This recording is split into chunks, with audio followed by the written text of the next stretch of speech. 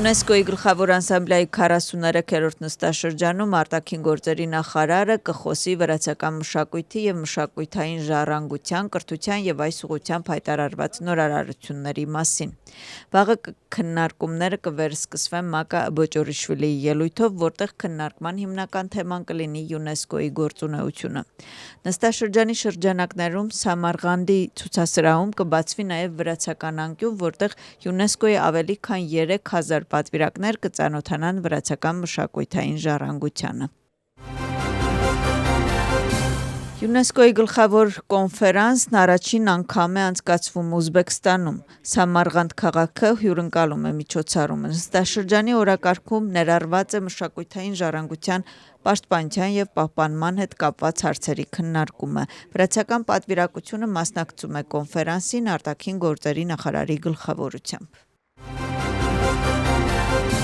Գերմանիայի կառավարության պաշտոնական կայքում հրապարակվել է այլընտրանք հանուն Գերմանիայի կուսակցության հարցերի պատասխանները Վրաստանում հասարակական կազմակերպությունների ֆինանսավորման եւ Գերմանիայի դեսպանատան եւ Գերմանիայի դեսպան Պիտեր Ֆիշերի մասնակցության վերաբերյալ։ Պաշտոնական տեղեկատվության մեջ Գերմանիայի կառավարությունը պարզաբանում է Վրաստանում գործող հասարակական կազմակերպություններին աջակցության նախագծերի շրջանակներում հատկացված միջոցները։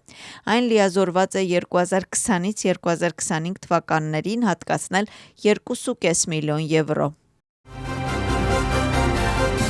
Վրաստանի կառավարությունը նամակ է ստացել Եվրամիության պատժամիջոցների հարցերով հատուկ ներկայացուցիչ Դեյվիդ Օ'Սալիվանից, որում նա շնորհակալություն է հայտնել Վրաստանի կառավարությանն ամենաբարձր մակարդակով արտահայտված հանձնառության եւ արդեն իսկ ձեռնարկված քայլերի համար, որոնք ուղղված են Եվրամիության կողմից ընդդեմ Ռուսաստանի կիրառված պատժամիջոցները չշրջանցելուն։ Նամակը հրապարակել է Վրաստանի արտաքին գործերի նախարարությունը։ Եվրոպական հանձնաժողովի ֆինանսական կայունության, ֆինանսական ծառայությունների եւ կապիտալի շուկաների միության գլխավոր տնօրինության Ջեյկոբ Սալիվանի կողմից ստորագրված նամակում նույնպես ընդգծվել է Վրաստանի իշխանությունների շարունակական պատրաստակամությունը քննարկելու պատժամիջոցների շրջանցման հետ կապված հարցերը։ Իշխող թիմը անդրադառնալով նամակին նշել է, որ այդ հայտարարությունը առաջին դրական գնահատականը չէ այն մասին, որ Վրաստանում երբեք հնարավոր չի եղել շրջանցելու պատժամիջոցները։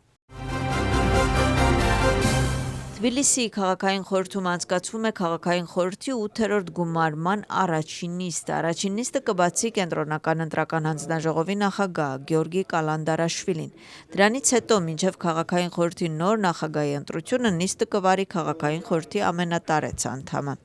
Այսօր կընտրվի քաղաքային խորհրդի նախագահը, որը կառաջադրի տեղակալներին։ Կընտրվեն նաև հանձնաժողովների նախագահները։ Հոկտեմբերի 4-ի ընտրությունների արդյունքում մայրաքաղաքի Սակրեբուլոյում ներկայացուցիչներ ունեն 4 կուսակցություններ։ Դրանք են Վրացական երազանքը 45 մանդատով, Լելոն եւ Գիրչին 2-ական, իսկ Պահպանողականներ հանուն Վրաստանին 1 մանդատով։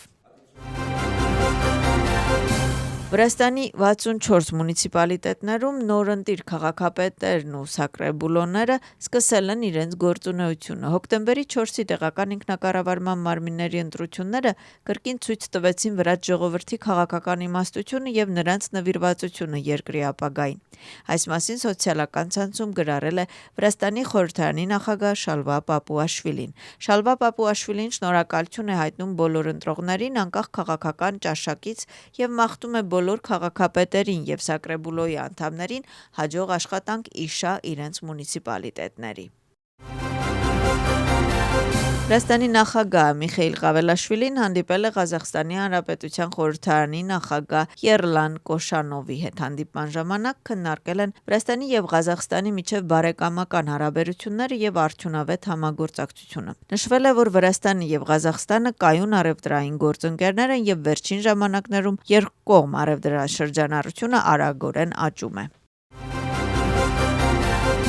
Այսօր Գորիում տեղի ունեցավ Գորիի մունիցիպալիտետի խորհրդի առաջին նիստը։ Նիստում խորհրդի նախագահ ընտրվեց խորհրդի անդամ Մարլեն Նադիրաձեն, ով էլ ընտրեց տեղակալներին։ Գորիի մունիցիպալիտետի խորհուրդը ունի 40 անդամ, որոնցից միայն 2 տեղակալներն են ներկայացնում ընդդիմադիր կուսակցություն։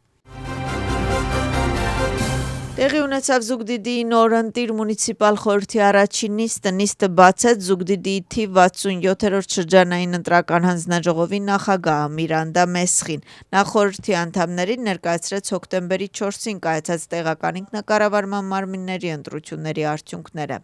Ըստ ընթացակարգի ընտրվեցին նախագահ, տեղակալներ, խմբակցությունների նախագահներ եւ հանձնաժողովների նախագահներ։ Մամուկա Ցոցիրան, ով նախկինում Զուգդիդի մունիցիպալիտետի քաղաքապետ էր, միաձայն ընտրվեց Զուգդիդի մունիցիպալ խորհրդի նախագահ։